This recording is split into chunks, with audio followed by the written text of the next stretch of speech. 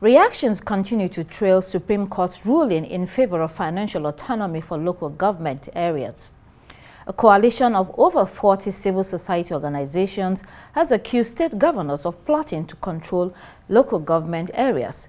This, they say, is inspired of a recent Supreme Court ruling granting financial autonomy to LGAs. What are the implications of this ruling, and why are these organizations demanding strict enforcement? In addition, the group has criticized the move by 16 state governments aiming to declare the Economic and Financial Crimes Commission, EFCC, an illegal body. They argue that these governors want the anti-graft agency out of the way to facilitate the plunder of state resources. For more on this and the demands made by the civil society organizations on state governors, I'm joined by Samson Itodo. He's the executive director of YIAGA Africa, one of the CSOs accusing the state governors of planning to disobey the Supreme Court. Great to have you. Thanks for having me. Okay, you've been on the move all over the place, press conferences, talking. Tell us, what's the crux of the matter here? You had a press conference yesterday concerning local government financial autonomy. What is the issue for your organization, as well as that, other CSOs that gathered for this press conference?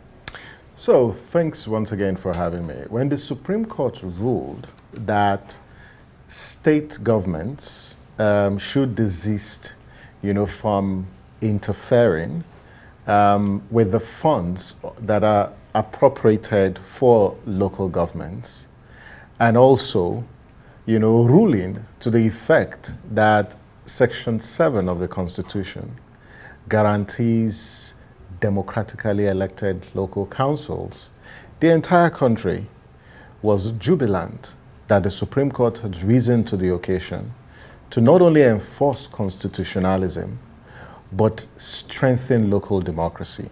And we celebrate the ruling of the Supreme Court, but also give it to the Tinubu administration and the Minister of Justice for that bold move, because local governance at the local government level has not only been a sham, but it has been a tool for exploitation of development at the local level. And so we were jubilant and we celebrated that landmark ruling because it granted financial autonomy to local governments. Now, when that ruling, was delivered by the Supreme Court, it was very clear that this issue of joint account between states and local government was going to be abolished. And so we expected that, yes, the implementation of the Supreme Court ruling would take effect. But there was a moratorium of 90 days, which is why most of the states were conducting local government elections.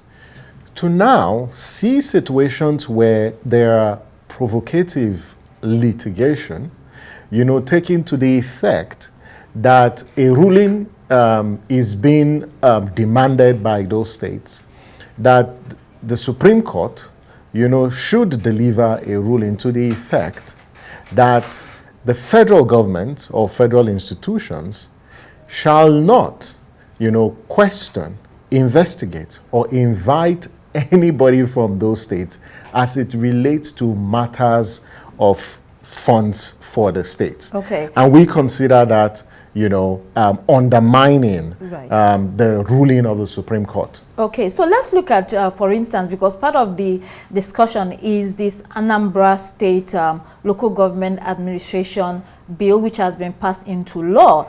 And they are defending themselves. We had today the All Progressives Congress chairman from that state, Barrister Sly Ezeokenwa, trying to explain their side of things. He said that they are not usurping, the functions of the state local governments. That what they are doing is to have a joint account where collaborative functions, they can collectively put the money there for the functions that are done collaboratively between the states and the local governments. It sounds reasonable, doesn't it? I don't think so. Well, they're trying to advance a plausible argument, but I don't think that that's achieving its objective. Because there was a fundamental reason why the federal government instituted that matter in court. Because what we have seen in the last 20 years was a situation where governors dissolve elected council at will because the issue relating to their tenure was not constitutionally guaranteed. We've also seen situations where, local government funds, have been hijacked, by governors of the state. And this is public knowledge. It's not what we, are making the allegation. It's public knowledge. And that's why the federal government went to court. We understand that, yes, the decision of the Supreme Court may not be at home with, either some of the governors and some stakeholders. But I think that explanation, because how do you explain a situation where you're compelling, local governments to do what? To create a joint account that they would make deductions, from the direct allocation from the federal government. There are fundamental questions regarding first even the process of that law, making that law, but that's not within our purview. But we consider this action not just provocative, but it will undermine, the major philosophy behind the decision of the Supreme Court, which is to the effect that monies meant for local government should go directly to local government councils. So the explanation again is that the monies go to the local governments, but there's this account where only a percentage is paid into where, they can use for the services that they jointly render to the people. Well, and they're not breaking a law. But do they have to create an account is the question. Because think about it, what they're simply doing, they're also, replicating the joint account. Because that's replicating the joint account using the back door, but with the instrumentality of legislation. And no one is questioning the constitutional competence of the State House of Assembly to make that law. But the question is, does this particular law serve the interest of the people? Or this is a way of using the back door to create another joint account. And so these are the questions that people are asking, because the local government councils, because they've been voted, they've been elected, and their monies are sent to them, it boils on those local councils to administer those resources judiciously. And in the event they fail to do so, you have accountability institutions within our constitutional framework that would put those local governments in check. This is why, this action in the Supreme Court, which which is praying the courts to issue a ruling that prevents the federal government from putting these checks in place, is very troubling. So, last argument that was advanced by Anambra State is that this money will be run and overseen by the local government chairmen themselves. So it's not by the state government. So it's still, according to them, fair. Well, again, the mechanics of how that will work may be clearly stated in the law. But Constance, you and I know that practice is different from what's in the law. And it's a dangerous precedent, because these are the same issues that the Supreme Court sought to correct by issuing that particular ruling. And I just hope that, that this is not replicated across the states. Because if this is replicated across the state, it defeats the purpose. And it's really an affront, on the Supreme Court that has ruled, to guarantee the financial autonomy. Because why is the State House of Assembly, using the instrumentality of legislation to compel the local governments, councils, to taking that decision? But the local government chairmen are not complaining. They accepted it. So it looks like you're crying more than the bereaved. Do you get? Some will say that. I don't think we're crying more than the bereaved. The big question to ask is, Anambra is part of the Nigerian state. The Constitution governs the entire 36 states of the Federation and the FCT. And it is important that when the Supreme Court of the land, has ruled, every Nigerian should be interested in protecting constitutionalism. And that's why we're also excited, by the position of the National Assembly, to take some action, some legislative action to safeguard and protect the autonomy of local governments so that governors don't use their powers, overbearing powers, and the State House of Assembly to make laws. Because even if you check the enrollment order from the Supreme Court, it also made the point that state houses of assemblies, and governors should not encroach on the autonomy of the local government council. So I understand that, yes, both the states and the state governors and the local governments would need to devise a framework for where they are concurrent, concurrent powers and responsibilities. They can devise a means for discharging those responsibilities, which is what they are doing. Well, this does not safeguard, right, the concerns and the issues that prompted the decision of the Supreme Court to the effect that local governments need to have their autonomy to decide. And that autonomy is not absolute. Right. And that autonomy needs to be subjected to certain accountability checks, whether from citizens or even the legislative council, because every local government has got a legislative council. So if you say the chairman of those local government endorsed this particular action, the big question is, was this decision deliberated by those in the Legislative Council?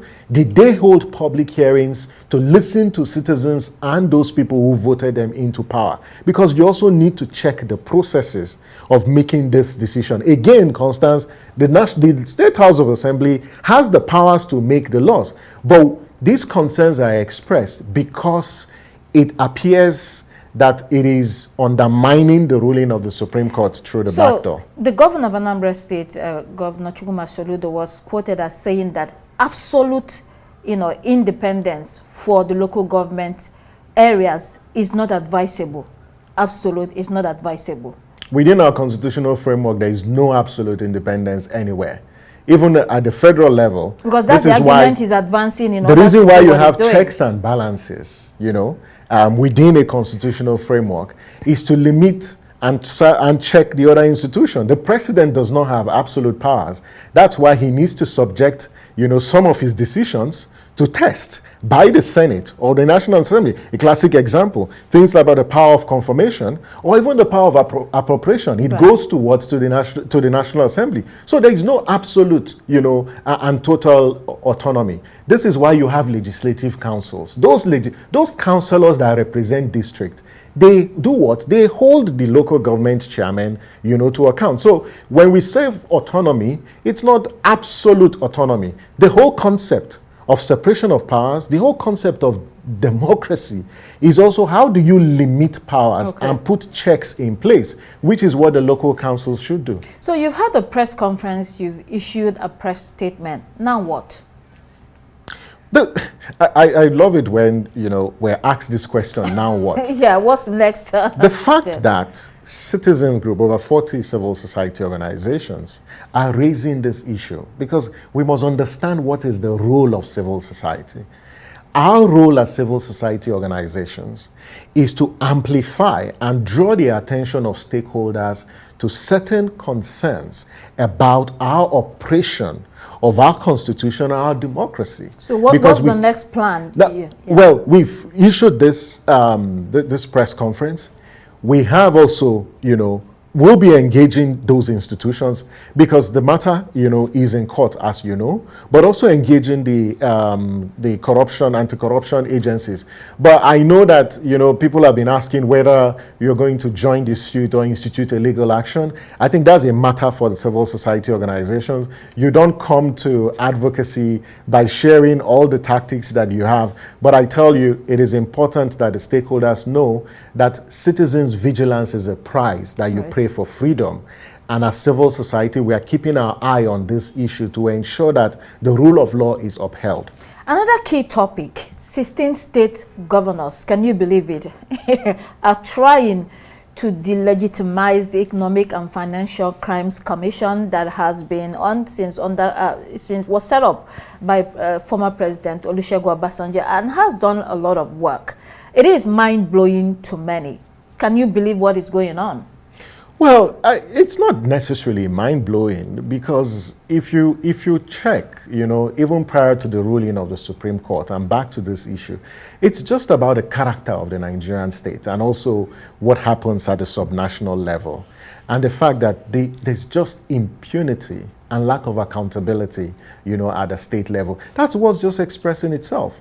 And you see this solidarity, amongst amongst the states. And, I just want to believe there's some ill advice, somewhere, and urge, some of these states to reconsider their decision, because what they seek to do has grave implications for Nigeria's reputation, in the Committee of Nations around anti-corruption. It also has grave implications for our own democracy, but more importantly about our institution, that this decision taken by the Supreme Court, is to advance and strengthen our democracy. And they need to see it from that light, and not necessarily, trying to disband, anti-corruption agencies, because it's not just the EFCC. It has implications for the ICPC, for the Code of Conduct Bureau. So let's protect these institutions, to safeguard our commonwealth, and also safeguard, Nigeria's progress, because it's really disturbing, to see some of this kind of, provocative and perhaps what could pass for frivolous litigation. So prominent people such as Olisa Abakoba's son is actually in favor of this. He says that EFCC is unconstitutional. What's your take on that? Well, as you know, Olisa Abakoba SAN is a highly respected, first civil society leader, and also a legal luminary of call it international repute. I would not join issues with Dr. Abakoba. I have not read his position, but what I know is the EFCC is established, by an act of National Assembly. So I won't comment further until I read what's his position, but he's one that's highly respected, and I will differ to a large extent to his argument. But for now, I have not read it, so I don't know what the views that he holds on this particular issue. So the other view is that the state governments can also establish their own Economic and Financial Crimes Commission. For instance, Kano, they have theirs, and they have been prosecuting cases, of public officers. So it can be done that way too. Well, states do have the right, because it is, part of the concurrent legislative list. So the states can actually do that. That's why you have Kano. And no one is preventing the states from doing that. It's this tension, between decentralization and centralization. And I understand, the arguments that the states are making. But for an act of the National Assembly, that has been passed, by the National Assembly, and these institutions have been in force, if the federal government, even though it's our commonwealth, decides to deploy resources to a particular state, are we saying that the federal government cannot ask the states to account for those monies, even those monies are belonging to the states? Is that what we are saying?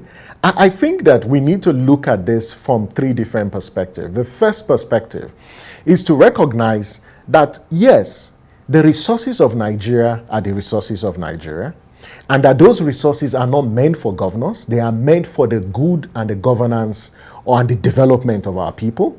And if you have powers that have been shared between the federal and the states, and in situations of this nature where the federal government transfers money to the states, the federal government should be able, using its legitimate power, to do what? To hold the states to account. That's why the National Assembly, by virtue of Section 4 of the Constitution, says that the National Assembly has the power to make laws for the good governance of the country. And those anti-corruption agencies are established, by the National Assembly. So it's for the country, it's not just for a state. But the question, and I'm sure the court will settle this, that where there is a tension between a state, and a federal institution, which one takes precedence? We leave that to the courts to actually decide. But there are also a plethora of cases where the courts have also held that where there is a tension between a law made by a state and that of the federal government, the law of the federal government takes precedence. You did make an important point about strengthening our institutions, these key institutions. But an organization like the EFCC has so many times been actually also accused of corruption about, what is going on there. So what are you strengthening if those that are supposed to fight corruption are also being alleged, to be involved in corruption, and sometimes, carrying out campaigns of witch hunting against people? That's part of the reasons why maybe the governors do not want it any longer. Well, I don't hold briefs for those governors. I think that our anti-corruption agencies require the support of Nigerians. And I think part of strengthening those institutions is to insulate them from interference by political actors. And one of the things that, especially the appointment process, the security of tenure, and things about access to resources to these institutions, we protect these institutions and shield them from political interference when we provide all the necessary resources. But also, those institutions have a self-corrective mechanism. And this is why in the whole sort of democratic setting, you have the National Assembly that has got the power to hold, those institutions in check. When they send summons to those institutions, do those institutions respond to those summons? Do they investigate those institutions? And also, if there are allegations that these institutions have individuals who express deviant behavior, what punitive actions have they taken, against those officers who have been alleged to be involved in corruption? But I think that our institutions, especially the EFCC, the ICPC, and all the other anti-corruption agencies, require the support of our institutions and our stakeholders to repel against this undue political interference with their work. Samson, Itodo, thank you so much for joining us this Always evening. a delight. Thanks for having me.